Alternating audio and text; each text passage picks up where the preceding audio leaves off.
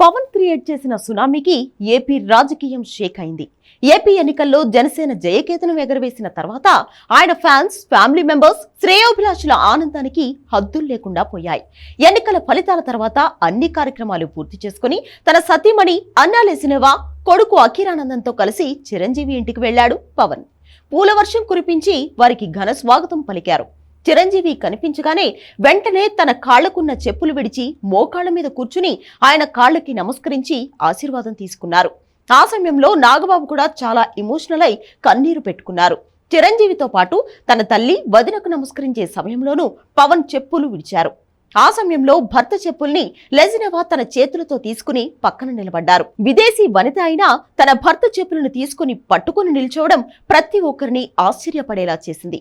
ఆమె గొప్పతనానికి ప్రతి ఒక్కరూ ప్రశంసలు గుప్పిస్తున్నారు.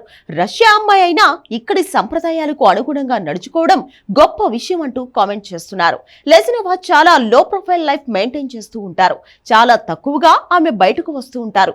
ఎన్నికల సమయంలో ఓటు వేయడానికి పవన్ తో వచ్చిన లెజినెవా ఫలితాలు వచ్చినప్పుడు భర్తకి మంగళహారతులు పట్టి స్వాగతం పలికారు. ఇంటి దగ్గరకు వచ్చిన అభిమానులకు అభివాదం చేసి సంతోషాన్ని పంచుకున్నారు. ఆ తర్వాత పవన్ ఢిల్లీ పర్యటనలో కూడా ఆమె ఉన్నారు. ప్రధాని మోదీతో సమావేశంలోనూ పాల్గొని సందడి చేశారు. చిరంజీవి ఇంటికి వచ్చినప్పుడు ఆమె తన బావగారికి పాదాభివందనం చేశారు. అలానే ఉపాసనని ఆలింగనం చేసుకున్నారు. కుటుంబ సభ్యులతో సరదాగా గడిపారు. అయితే లెజినెవా, పవన్ విడిపోయారంటూ ఎన్నికల ముందు జరిగిన రచ్చ అంతా ఇంత కాదు. అలాంటి అర్థం లేని కామెంట్లు చేసిన వారికి ఆ చేతిలో ఉన్న చెప్పులతోనే లెజినెవా ఆన్సర్ చెప్పారంటూ మరికొందరు కామెంట్ చేస్తున్నారు.